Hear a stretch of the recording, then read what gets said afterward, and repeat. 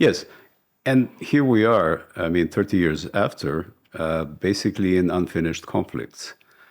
Now, the question that is being raised is, several questions, of course, are being raised, but the first one is, why are we still in unfinished conflict phase? Why is Bosnia an unfinished conflict? Why is Kosovo an unfinished conflict? That's a good question, and I have been reflecting on this time and again. I've also written books about this because I wanted to really come closer to the real reasons why Bosnia, after 30 years, and this year, 2025, is actually 30 years of the Dayton Accords. Yeah. And of course, also Kosovo, then a few years later, are still unfinished business. That's somehow it's amazing when we think of the big ambitions that existed at a time when the negotiations went between 94, 95, and then up to 99, Rambouillet and Paris and so on. But I think one reason why it actually why we actually made progress was clearly this unipolar moment of the United States. There was no other big power around. Okay, let me in any way influence or hinder the United States what they should do. And that's my point. If this was a unipolar world, if there was a lead of the United States, if it had the military political capacity to do so, why was not the business finished? Why is not Bosnia a functioning state? But it was designed not to be a functioning state. And why is the relationship between Kosovo and Serbia not finished in normal conditions? And having normal relationship between Kosovo and Serbia. Bosnia and Kosovo are in many ways historic examples of the fall of Yugoslavia, the remnants, so to speak. On the one hand, you have this kind of still multi-ethnic Bosnia. So in a way, you could say like a small Yugoslavia, with the three ethnic communities. And then the key word is really ethnic, because the Dayton Accord really focused solely on an ethnic definition of the state. It's three ethnic divisions and definitions.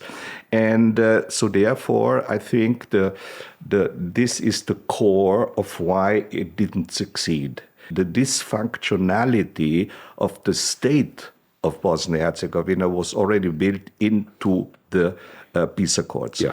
And you have to say that, of course, Dayton had a historic achievement inasmuch as it stopped the war. But it is not a blueprint for a functioning state. You cannot build with Dayton, you cannot build a functioning state. And from the outset, when I was appointed briefly after the war to be the High Representative there, it became clear to me what we need to do is actually expand Dayton. Dayton can only be the platform upon which Bosnia-Herzegovina needs to be built. A ceasefire agreement on which you build peace. Right. Yes. Yeah? And actually, I'm thinking time and again now on the situation in Ukraine. Ukraine, right. It is not just about a peace accord or a ceasefire.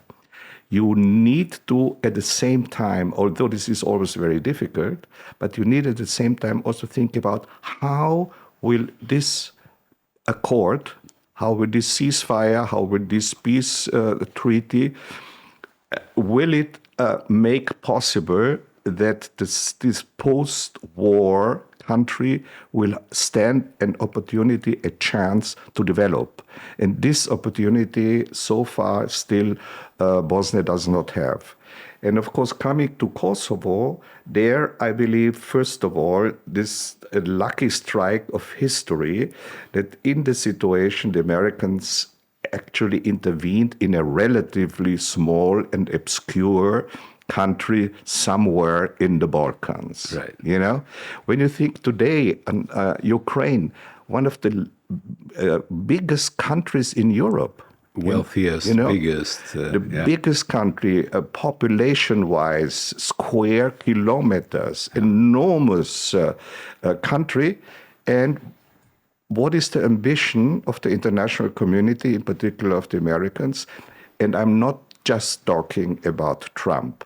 Trump is, so to speak, blunt. He says, I don't care about it. But also Biden, who could have probably done much more. And Obama.